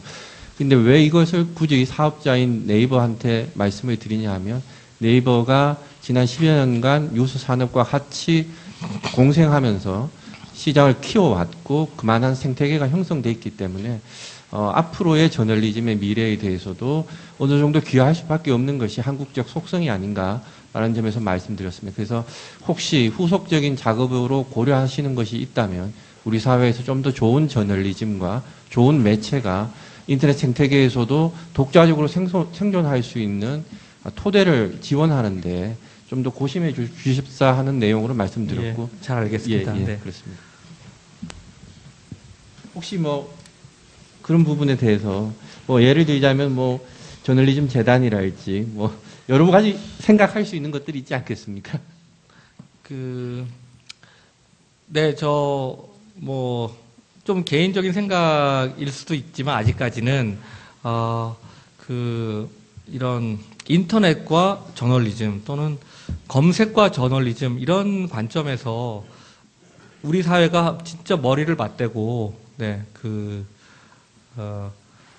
같이 함께 연구하고 고민할 때가 온 것이 아닌가 그런 생각이 있습니다. 네, 이제 그런 과정을 통해서 우리 최 차장님 말씀하신 것에 대한 또 건설적인 해법 같은 것이 좀 나올 수 있지 않나 그렇게 생각되고 여러 가지 이제 오픈되어 있습니다. 오픈되어 있고 오늘 이 자리에 나온 것도 아마 그런 측면이 있으니까 나온 것이라고 생각하고요. 다만 우리나라의 일반성, 세계적인 어떤 흐름 플러스 우리나라만의 또 고유한 특성 이런 것들이 다 그런 데서 함께 검토됐으면 합니다. 네. 네, 두 분 패널의 질문 이상으로 하고요.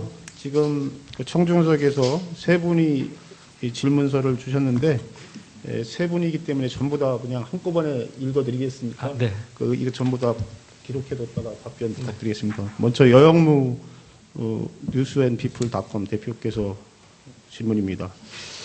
구글은 전 세계 모든 출판물을 무료로 입력한다고 하는데 구글은 저작권료를 한 푼도 지불하지 않고 있습니다. 네이버에서도 수많은 집필자와 저술가의 저작물을 무료로 입력해서 방문자 등에게 제공하고 있는 줄 아는데 집필자, 저술가 등에게 응분의 저작료를 지불해야 하지 않겠습니까? 이런 질문이고요.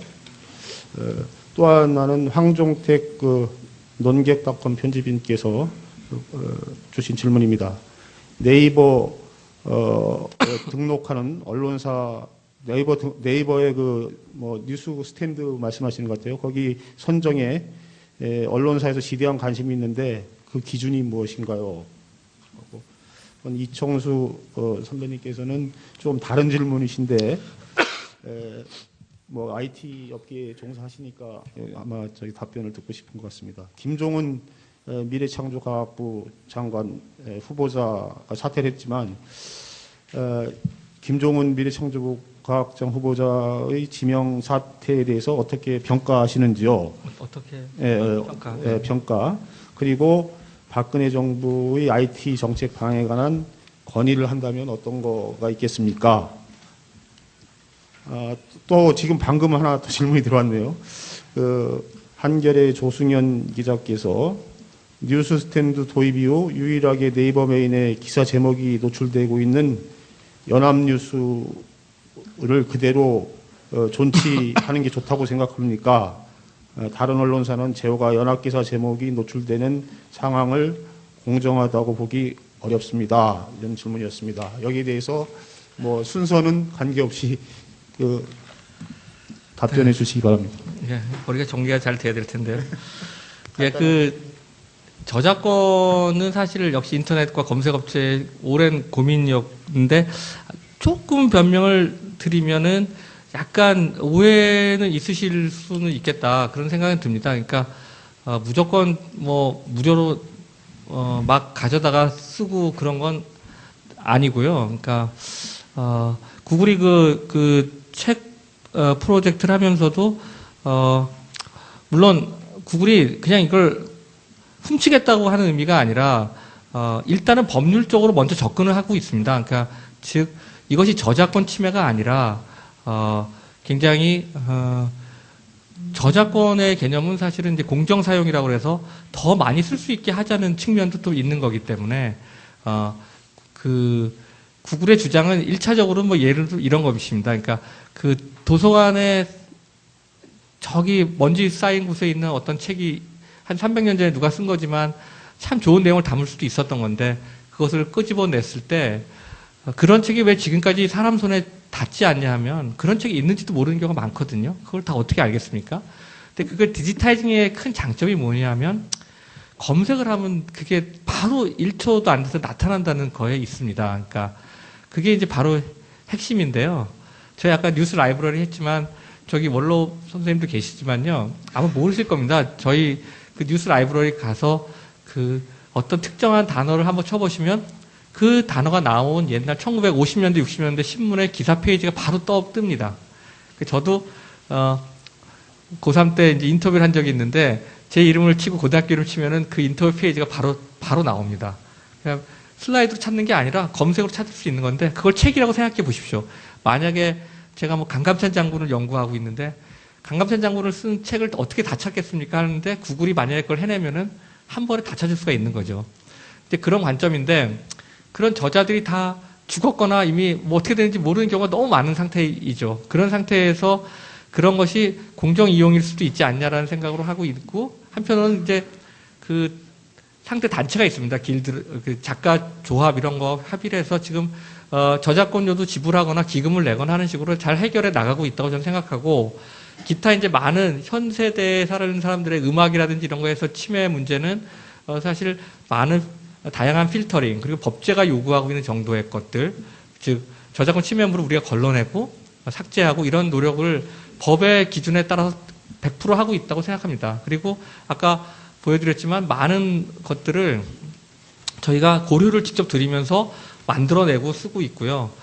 그렇기 때문에 저작권에 대한 노력은 인류의 지식이라는 관점에서와 항상 그 특허도 마찬가지인데 인류 발전을 위해서 또는 또 발명을 창달하기 위한 두 가지가 겹쳐 있는 부분이고 저희 생각에는 그 최전선에서 서로 논쟁은 일부 있지만 긍정적인 방향으로 가고 있다.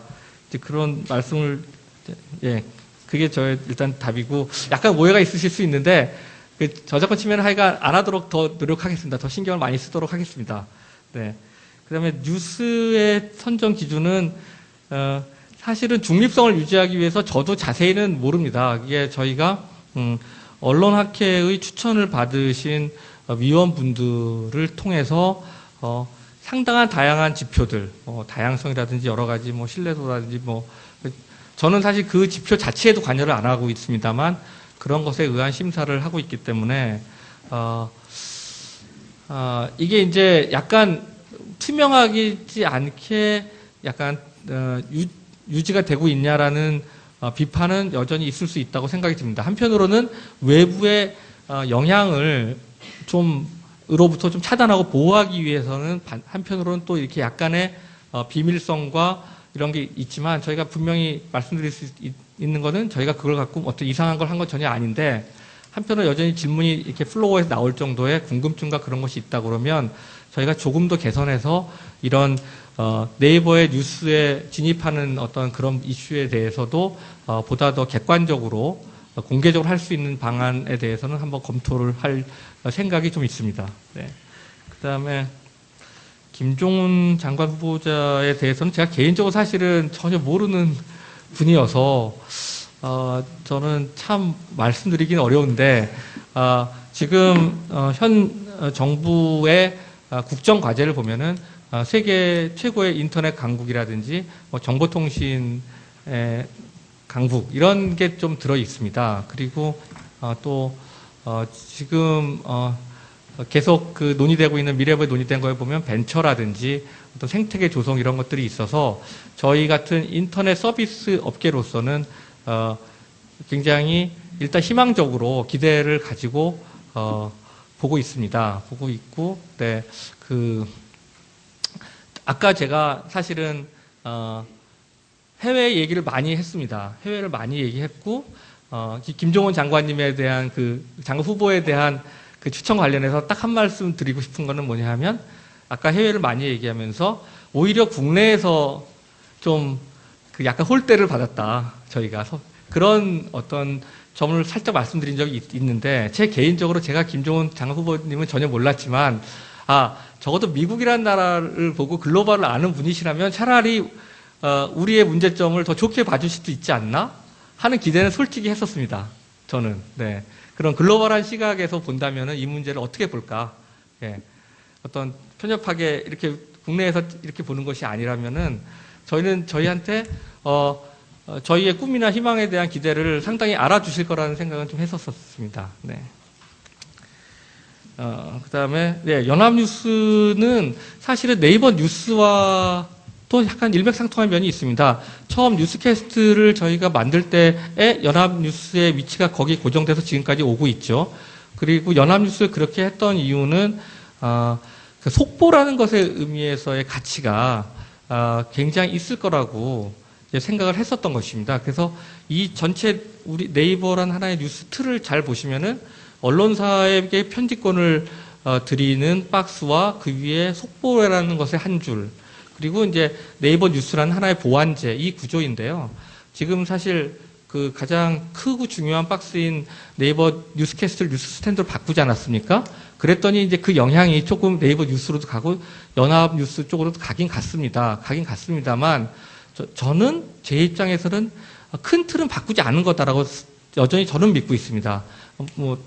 다른 견해를 좀 가지실 수는 있겠습니다만 그 문제는 역시 제일 중요한 박스인 네이버 뉴스 스탠드가 어떻게 되는가에 따라서 그 종적으로 다시 연합뉴스 문제도 될 것 같고요.